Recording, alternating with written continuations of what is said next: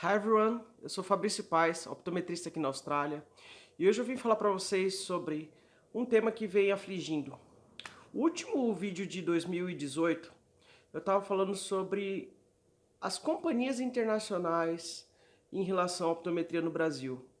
Então me deu uma vontade imensa de fazer um vídeo explicando o tema. Quem tem medo da optometria? Vamos dar uma olhadinha nisso? Check it out. Então a primeira delas é a inexistência do Brasil na maioria das pesquisas de mercado internacional. Quando você fala de mercado internacional, ou seja, global, a maioria das pesquisas internacionais não conta com o Brasil nelas. Por quê? Dentro do Brasil, na época que eu estava lá, eu observava muito que a Abiótica, que é a Associação de Indústrias Óticas, e o SS Ótica, que é um software, são pesquisas para saber como o mercado se comportava.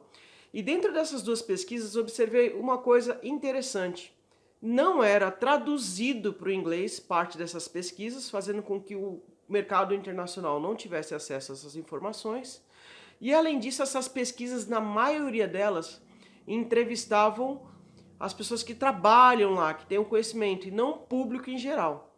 Outra questão interessante, tanto nas pesquisas da Abiótica dos últimos 8 anos, quanto nas pesquisas da SS Ótica nos últimos 3 anos do que eu acompanhei, eu observei que não tem em nenhuma das pesquisas a optometria.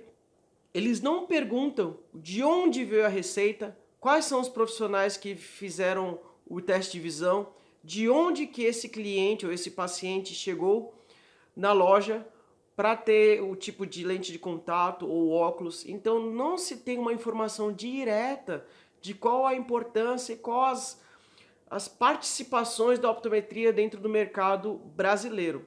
Enquanto você vê, na maioria dos links que eu estou colocando aqui embaixo, sobre pesquisas internacionais, dá para perceber basicamente onde a optometria está afetando, qual a qualidade e o incentivo de cada uma dessas pesquisas e como ela contribui para o mercado óptico, sendo uma parceira no desenvolvimento da saúde primária visual. A segunda questão que nós temos, no meu entender, é em relação ao que eu chamo de anões do mercado óptico. O que seria anões do mercado óptico? Seria aquelas empresas que trabalham como monumentais dentro do Brasil, com 200, 300 óticas. E quando você olha o mercado internacional, elas são anões.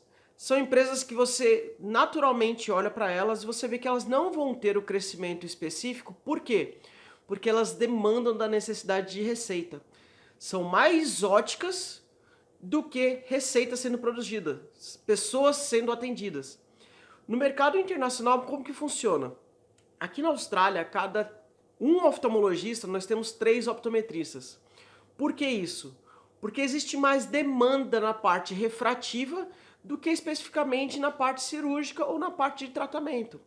O optometrista no mundo, ele trata da visão primária, ou seja, o primeiro atendimento, o primeiro resquício que a pessoa tem com problemas visuais, ela pode naturalmente ou ir numa ótica, ser atendida por um optometrista que está dentro da ótica aqui na Austrália, ou também num office. Aqui na Austrália também tem optometristas independentes que trabalham somente com atendimento visual e prestando a receita ao mercado óptico.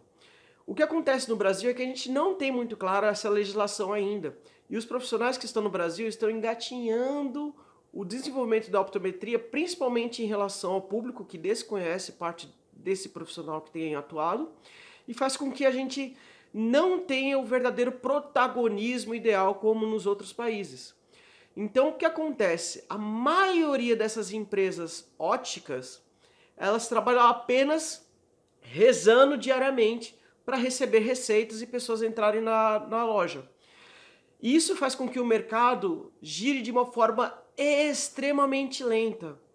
Então, os empresários que estão à frente dessas empresas de grande porte, como campeões nacionais no Brasil, na verdade, quando olhado de fora, são anões. Não degenerativo, mas que você entenda que eles não têm a capacidade de crescimento, porque eles não vão ter suprida as necessidades, principalmente em relação à demanda de teste de visual. Então você acaba tendo a sensação de inflar o mercado, porque você tem várias lojas, mas ao mesmo tempo você não tem quem atenda essas lojas. E você observa que a maioria dessas lojas, elas estão fechando antes de 2 anos. Lógico, porque se ela não estiver perto de um ponto de atendimento, como um hospital, uma clínica, ou ter um optometrista atendendo dentro ou fora, ou próximo, ou associado, você vai perceber, como aqui o mercado da Austrália e na maioria do mundo já percebeu, que você não consegue manter esse mercado estável sem ter o básico, que é o atendimento visual, o teste de visão. Na camada mais básica, que é o atendimento primário visual. Então, sem a optometria no Brasil, com certeza essas empresas nacionais não vão ter repercussão internacional. Ao contrário, muitas delas vão ser vendidas, compradas por companhias internacionais que só têm interesse simplesmente de ter parte do mercado latino-americano. Sendo que o Brasil, meus amigos, não é nem a primeira opção de investimento da maioria dessas empresas, porque elas não têm informações necessárias de como funciona o país, principalmente na parte de pesquisa e de desenvolvimento, como a gente falou no tópico 1. Então, no item 3, nós temos o que eu falo de grande silêncio. Parte do que exatamente eu falei no vídeo anterior, lá em dezembro. Eu percebo que existe um grande silêncio, uma grande falta de motivação das grandes empresas no mercado brasileiro. Talvez capitaneados até pela própria Abiótica, que tem um posicionamento um pouco mais conservador em relação ao mercado. Se você pegar a Associação Norte-Americana de Produtos Ópticos, você vê o quanto eles investem, quanto eles programam para que cada vez seja puxado mais o mercado para o crescimento. Principalmente investindo em novas áreas da optometria, em novas áreas agora de terapia visual e terapia comportamental, porque eles sabem que quanto mais tiver profissionais nascendo, desenvolvendo e trabalhando dentro do mercado, mais vai gerar produto e valor dentro desse mercado. Você pega aqui na Austrália, no último ano foi desenvolvido o Pacto 2040, que são a Associação de Óticos, a Associação de Optometristas e a Associação de Oftalmologistas fizeram um pacto para que até 2040 eles tenham pelo menos a capacidade de atender 80% da população. Ou seja, está tendo um grande incentivo para que se tenha formação de profissionais no mercado, para que se tenha mais pessoas na universidade não desistindo de terminar a sua carreira profissional para startar como optometrista, oftalmologista, ou nos níveis técnicos aqui como ótico.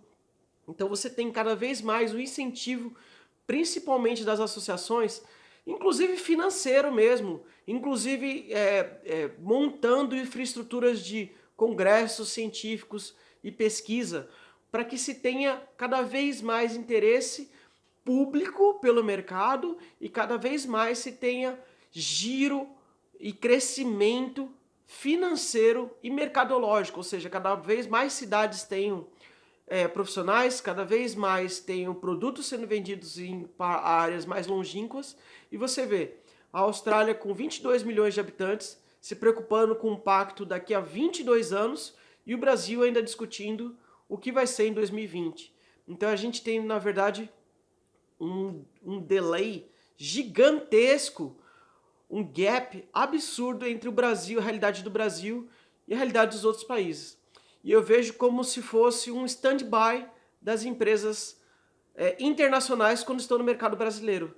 Elas não assumem a verdadeira necessidade da optometria para gerar receitas e gerar produtos para que o mercado cresça.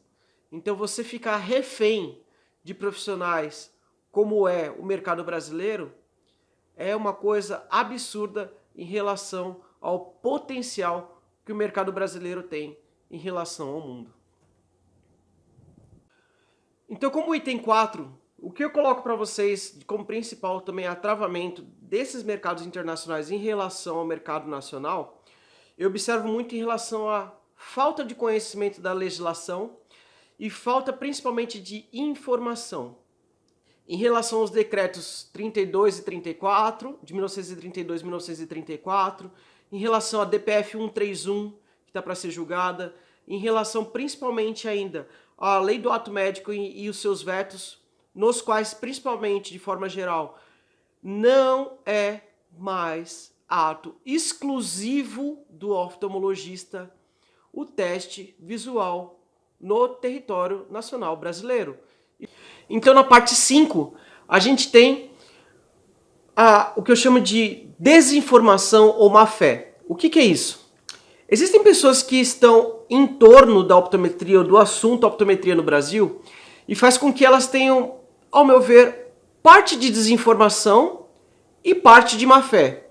Principalmente em relação aos entes públicos, pessoas que vão julgar ou falar qual é a correlação da optometria com o mercado, ou como elas podem se comportar no mercado, principalmente porque uma optometria é um exercício profissional livre. Então, dentro da Constituição, no seu artigo 5º no Brasil, nós temos promulgado dentro dela a possibilidade do profissional que, quando ele estuda pelo MEC, reconhecido sua qualidade técnica e profissional, ele pode exercer a sua função.